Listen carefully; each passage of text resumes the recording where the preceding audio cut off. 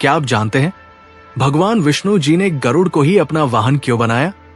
नमस्कार मित्रों, आज मैं आपको एक ऐसी कहानी सुनाने जा रहा हूं जो सिर्फ एक पक्षी की कहानी नहीं है। ये कहानी है एक मां के दर्द की, एक बेटे के संकल्प की, एक दास की मुक्ति की और उस क्षण की जब ईश्वर खुद किसी के सामने झुक जाते हैं। ये कहानी है गरुड़ की, भगवान विष्णु के वाहन की, उस महान पक्षी की जिसके पंखों की छाया में वेद छुपे थे, जिसकी आंखों में तप का अग्नि था और जिसके हृदय में एक मां के लिए समुद्र जितना प्यार था। बैठ जाइए, अपने मन को शांत कीजिए और इस कहानी को सिर्फ कानों से नहीं बल्कि अपने पूरे दिल से सुनिए, क्योंकि ये कहानी सुनने के बाद आप वैसे नहीं रहेंगे जैसे पहले थे। नमस्कार प्यारे दर्शकों, मैं अर्जुन एक बार फिर आपका हार्दिक स्वागत करता हूं आपके अपने चैनल विद्या ज्ञान सागर में। दोस्तों, आज हम एक नई कहानी और एक नया वीडियो लेकर आपकी सेवा में उपस्थित हुए हैं। आज की कथा अत्यंत ज्ञानवर्धक और प्रेरणादायक है। कथा शुरू करने से पहले आपसे एक विनम्र निवेदन है। शास्त्रों में कहा गया है कि अधूरी छोड़ी गई कथा दुख और पाप का कारण बनती है, इसलिए इसे अंत तक अवश्य सुने। और अगर आप अपनी मां से सच्चा प्रेम करते हैं तो इस वीडियो को लाइक करें, हमारे चैनल को सब्सक्राइब करें और कमेंट में मां लिखकर अपना समर्थन दें। तो आइए बिना किसी विलंब के आरंभ करते हैं आज की प्रेरणादायक कथा।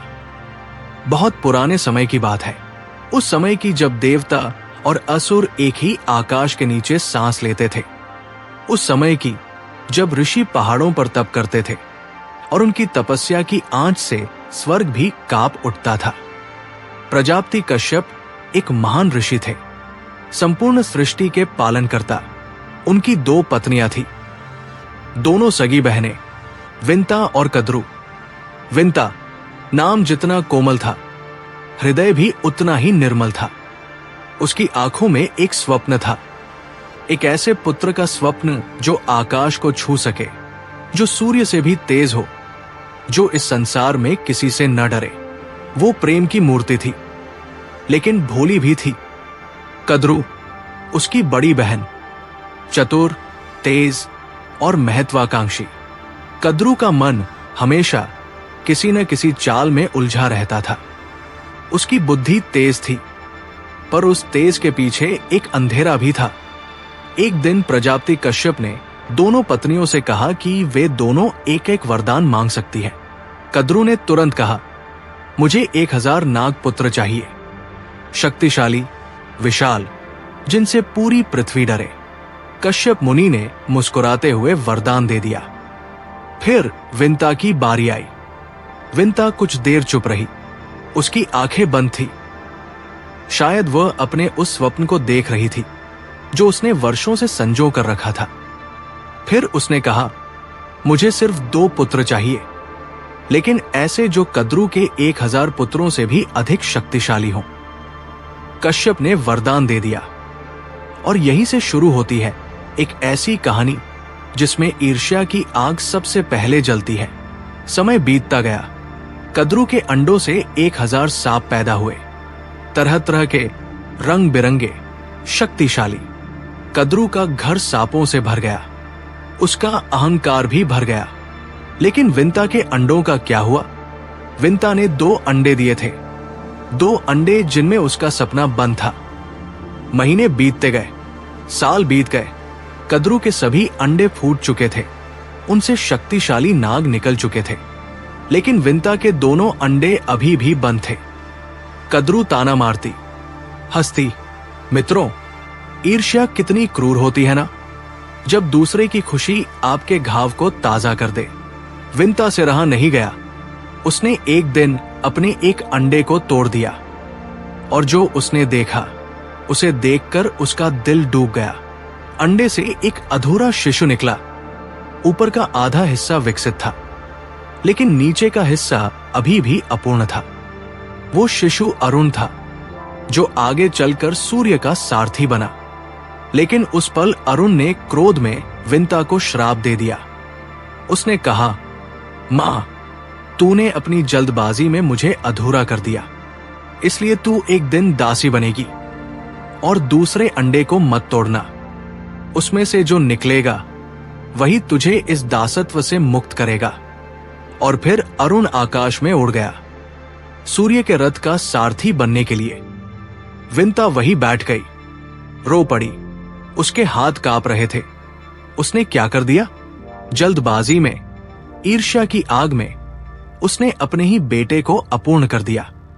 और अब एक श्राप उसके ऊपर लटक रहा था। वो दूसरे अंडे के पास बैठ गई और प्रतीक्षा करने लगी। एक दिन की बात है, दोनों बहनें आकाश में उड़ते उच्चैःश्रवा घोड़े को देख रही थी।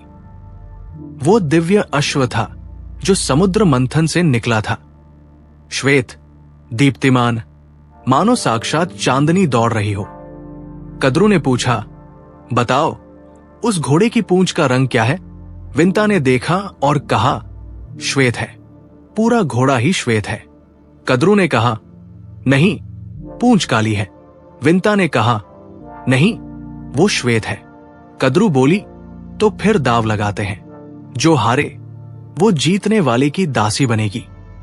विंता ने सोचा, मैंने अपनी आंखों से देखा है, घोड़ा श्वेत है, मैं जीतूंगी। उसने दाव लगा दिया। लेकिन मित्रों, यहां कद्रू ने एक षड्यंत्र रचा था। उसने रात को अपने नाग पुत्रों को बुलाया और कहा, जाओ, उस घोड़े की पूंछ से लिपट जाओ।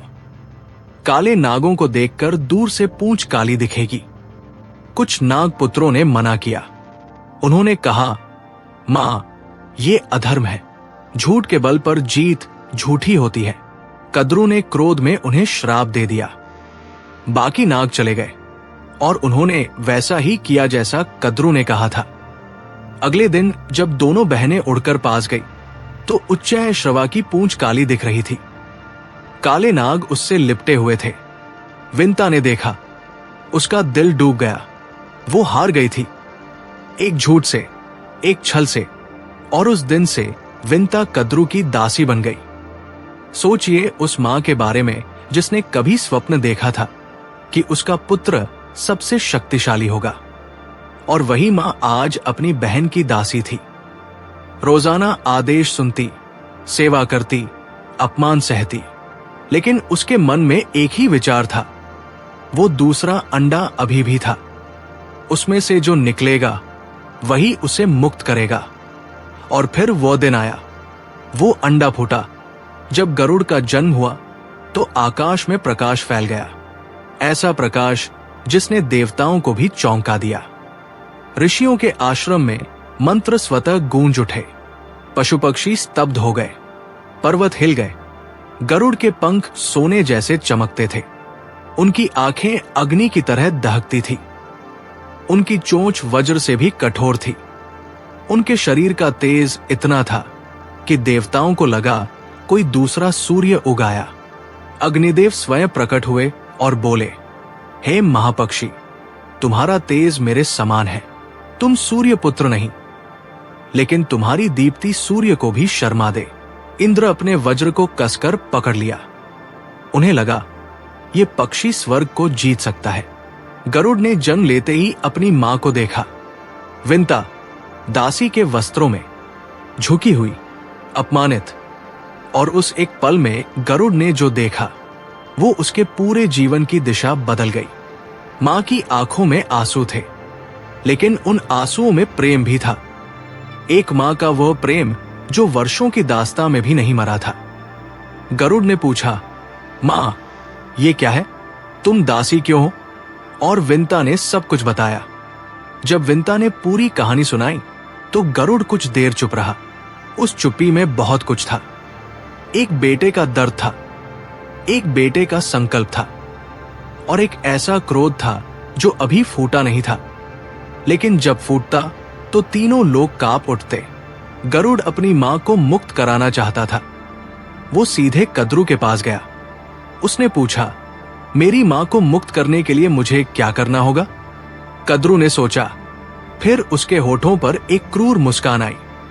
उसने कहा, अमृत। गरुड़ चौंक गया। कद्रू ने फिर कहा, स्वर्ग से अमृत ले आओ। मेरे नाग पुत्रों को अमर कर दो, तब तुम्हारी मां मुक्त होगी। मित्रों, सोचिए इस मांग की क्रूरता को। अमृत स्वर्ग में था, देवताओं के पास, इंद्र की रक्षा में। वहां पहुंचना असंभव था, और अगर कोई पहुंच भी जाए तो देवता उसे आसानी से नहीं देंगे। कद्रू को लगा था यह काम असंभव है, गरुड़ हार जाएगा और विंता हमेशा के लिए दासी रहेगी। लेकिन कद्रू को नहीं पता था कि प्रेम की शक्ति के सामने असंभव भी संभव हो जाता है। गरुड़ ने एक पल भी नहीं सोचा। उसने कहा, मैं अमृत ले आऊंगा। गरुड़ निकल पड़ा अपनी मां की मुक्ति के लिए। रास्ते में उसे भूख लगी। उसने अपने पिता कश्यप मुनि से पूछा, पिताजी, इस यात्रा में मुझे क्या खाना चाहिए? कश्यप मुनि ने कहा, पुत्र, पास ही एक विशाल झील है जहां एक बड़ा कछुआ और एक हाथी वर्षों से लड़ रहे हैं। एक ऋषि के श्राप के कारण वे दोनों एक दूसरे के शत्रु बन गए हैं। तुम उन्हें खाकर अपनी भूख मिटा सकते हो। गरुड़ ने पंख फैलाए और उड़ा उस विशाल झील की ओर, और वहां उसने जो देखा वो अद्भुत था। एक हाथी जो पर्वत जितना बड़ा था, और एक कछुआ जो उस हाथी को पानी के अंदर खींच रहा था। दोनों के बीच एक अंतहीन युद्ध चल रहा था। गरुड़ ने उन दोनों को एक ही झटके में अपने पंजों में पकड़ लिया, लेकिन वो इतने भारी थे कि कोई भी पेड़ गरुड़ का बोझ नहीं सह सका। तब गरुड़ को एक दिव्य वृक्ष दिखा। वो वट वृक्ष इतना विशाल था कि उसकी एक शाखा 100 योजन लंबी थी। गरुड़ उस पर बैठने लगा, लेकिन वो शाखा टूट गई, और उस टूटी हुई शाखा पर कुछ ऋषि तपस्या कर रहे थे। गरुड़ ने शाखा को अपनी चोंच से पकड़ लिया। वो जानता था कि अगर शाखा गिरी तो ऋषियों को चोट लगेगी। वो अपने पंखों में हाथी और कछुआ और चोंच में शाखा लेकर उड़ता रहा। मित्रों, इस दृश्य को महसूस करिए। एक पक्षी जो सब कुछ उठाए हुए है, मां के प्रेम का बोझ, अपनी भूख की पीड़ा और दूसरों की रक्षा की जिम्मेदारी, तीनों एक साथ। यही तो होता है जब कोई सच्चा योद्धा होता है। वो सिर्फ अपने लिए नहीं लड़ता। गरुड़ ने एक पर्वत पर बैठकर हाथी और कछुआ खाए और अपनी भूख मिटाई, और फिर आगे बढ़ा। स्वर्ग के द्वार पर पहुंचकर गरुड़ रुका। स्वर्ग की रक्षा के लिए देवताओं की सेना तैनात थी। अग्निदेव, वायुदेव, वरुण और असंख्य देवगण। इंद्र ने अपनी पूरी शक्ति स्वर्ग की रक्षा में लगाई हुई थी। जब गरुड़ को आते देखा तो स्वर्ग में हलचल मच गई। देवताओं ने अपने अस्त्र शस्त्र उठाए। युद्ध शुरू हो गया। गरुड़ ने अपने पंख फड़फड़ाए, और उस एक झटके से ऐसी धूल उड़ी, ऐसी आंधी आई कि देवताओं की आंखें बंद हो गई। वे अंधे हो गए, गिरने लगे। गरुड़ आगे बढ़ता रहा। अग्निदेव ने अग्निबाण छोड़े। गरुड़ ने उन्हें अपनी चोंच से बुझा दिया। वायुदेव ने तूफान उठाया। गरुड़ ने उसे अपने पंखों से काट दिया। एक के बाद एक देवता पीछे हटते गए। अंत में इंद्र स्वयं आए, वज्र हाथ में, आंखों में क्रोध। दोनों के बीच एक भयानक युद्ध हुआ। ऐसा युद्ध जिससे आकाश कांप गया। देवता दूर से देख रहे थे। ऋषि अपने आश्रमों में बैठे इस युद्ध की आवाज सुन रहे थे। और फिर एक ऐसा क्षण आया जब इंद्र का वज्र गरुड़ पर आकर गिरा। वो वज्र जिससे कभी वृत्रासुर का वध हुआ था। वो वज्र जिसके सामने कोई नहीं टिका था। लेकिन गरुड़ पर उसका असर ये हुआ कि उसका सिर्फ एक पंख का एक छोटा सा पर टूट गया। इंद्र हैरान रह गए। गरुड़ ने इंद्र की आंखों में देखा और कहा, हे देवराज, मैं युद्ध के लिए नहीं आया, मैं अमृत के लिए आया हूं, अपनी मां की मुक्ति के लिए। यदि तुम मुझे रोकोगे तो मैं रुकूंगा नहीं, लेकिन जानता हूं कि तुम इंद्र हो, धर्म के रक्षक, और एक बेटा अपनी मां के लिए क्या कर सकता है, यह धर्म से बड़ा नहीं तो छोटा भी नहीं। इंद्र कुछ देर के लिए रुक गए। उन्होंने कहा, गरुड़, तुम वीर हो, तुम अजय हो, लेकिन अमृत देवताओं के लिए है। यदि नाग इसे पी ले तो अधर्म बढ़ेगा। गरुड़ ने कहा, देवराज, मैं वचन देता हूं, जब मैं अमृत ले जाऊंगा तो तुम उसे वापस ले सकते हो।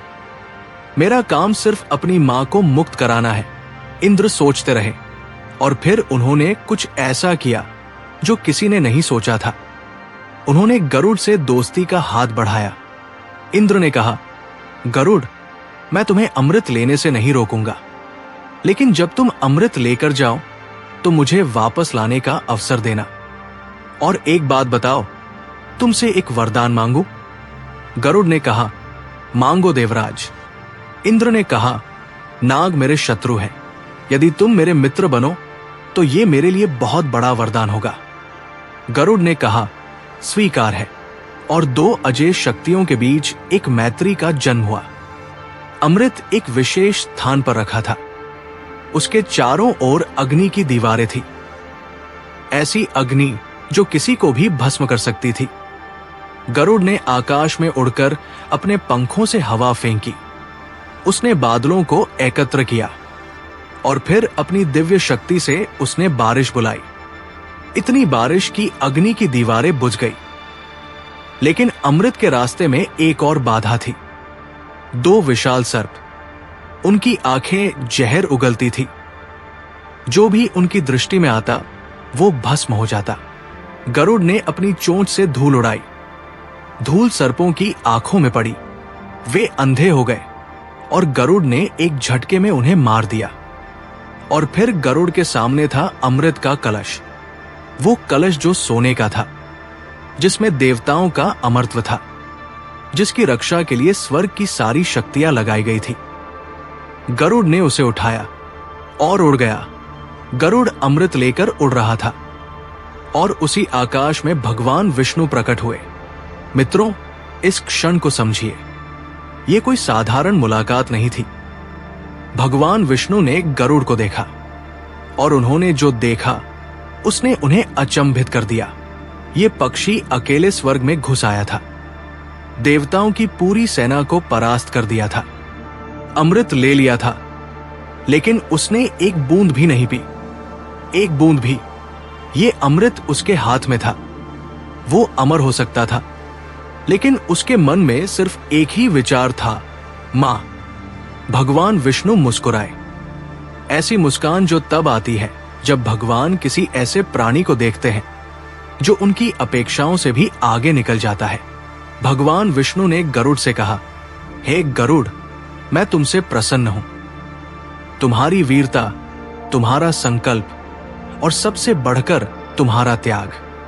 तुम्हारे हाथ में अमृत है और तुमने एक बूंद नहीं पी। यह साधारण बात नहीं है। वर मांगो। गरुड़ ने एक पल सोचा और फिर कहा, भगवान, मुझे केवल 2 वर चाहिए। पहला, मैं बिना अमृत पिए भी अमर रहूं और कभी बीमार न पड़ूं। दूसरा, मैं नागों को हमेशा अपना भोजन बना सकूं। भगवान विष्णु ने फिर मुस्कुराया। ऐसा वर मांगना जो आपकी मां की मुक्ति के बाद भी आपको शक्तिशाली रखे। ऐसा वर जो नागों को आपकी शक्ति से डरने पर मजबूर करे। विष्णु ने कहा, तथास्तु। और अब मेरी एक बात सुनो, गरुड़। गरुड़ ने भगवान की ओर देखा। विष्णु ने कहा, तुम्हारी वीरता और तुम्हारा मां के प्रति प्रेम देखकर मेरा मन तुम्हारी ओर आकर्षित हुआ है। क्या तुम मेरे वाहन बनोगे? मित्रों, ये सुनकर गरुड़ एक पल के लिए रुक गया। भगवान विष्णु, जगत के पालनहार, स्वयं उससे वाहन बनने का अनुरोध कर रहे थे। ये मान था, ये सम्मान था, ये उस सब कष्ट का पुरस्कार था जो एक मां ने सहा था, जो एक बेटे ने उठाया था। गरुड़ ने नतमस्तक होकर कहा, भगवान, ये तो मेरा सौभाग्य है, लेकिन एक शर्त है। विष्णु ने कहा, बोलो। गरुड़ ने कहा, मैं आपके वाहन बनूंगा, लेकिन मैं आपसे नीचे नहीं बैठूंगा। मैं आपसे ऊंचाई पर रहूंगा। आप मेरी पीठ पर विराजेंगे। और भगवान ने मुस्कुराते हुए कहा, स्वीकार है। और इस तरह एक ऐसा संबंध बना जो शायद ईश्वर और प्राणी के बीच सबसे अनोखा संबंध है। गरुड़ विष्णु के वाहन बने और विष्णु गरुड़ की पीठ पर विराजमान हुए। गरुड़ अमृत का कलश लेकर वापस आया। कद्रू और उसके नागपुत्र प्रतीक्षा कर रहे थे। उन्हें यकीन था कि गरुड़ नहीं आएगा। ये काम असंभव था। लेकिन जब गरुड़ को देखा तो उनकी सांसें रुक गई। गरुड़ ने अमृत का कलश सामने रख दिया। कद्रू उत्साहित हो गई। उसने विंता को बुलाया और कहा, देखो, मैंने क्या कहा था? तुम्हारा बेटा अमृत लाया। अब मेरे नागपुत्र अमर होंगे। गरुड़ ने मां की ओर देखा। विंता की आंखों में आंसू थे, लेकिन इस बार ये दासत्व के आंसू नहीं थे। ये गर्व के आंसू थे। एक मां का गर्व जो अपने बेटे को देखकर पिघल जाता है। गरुड़ ने कहा, ठीक है, अमृत यहां है, लेकिन नाग पहले स्नान करके शुद्ध होकर आए और तब तक मेरी मां मुक्त हो। कद्रू ने सोचा, ठीक है, अमृत तो यहां है। उसने विंता को मुक्त कर दिया और ठीक उसी क्षण इंद्र आकाश से उतरे। उन्होंने अमृत का कलश उठाया और वापस स्वर्ग ले गए। नाग हाथ मलते रह गए। उन्हें कुछ नहीं मिला। कद्रू चीखी, ये धोखा है। गरुड़ ने शांत स्वर में कहा, नहीं, ये न्याय है। तुमने जो किया था उसका यही परिणाम है। मैंने तुम्हारी मांग पूरी की, अमृत यहां लाया, लेकिन तुम्हें यह कभी नहीं मिलेगा। कद्रू और उसके नागपुत्र वहां से चले गए, अपमान का बोझ लेकर, और विंता अपने बेटे की बाहों में थी। कितने साल बाद, कितने दुखों के बाद, कितने इंतजार के बाद मां और बेटा एक साथ मुक्त। अब गरुड़ भगवान विष्णु के साथ था। मित्रों, जब हम गरुड़ को विष्णु के वाहन के रूप में देखते हैं तो हम सिर्फ एक पक्षी नहीं देखते। हम एक ऐसे प्राणी को देखते हैं जिसने अपनी शक्ति, अपनी वीरता, अपने त्याग और अपने प्रेम से यह स्थान अर्जित किया। मित्रों, ये कहानी यहां खत्म होती है। जय गरुड़ देव, जय श्री हरि विष्णु।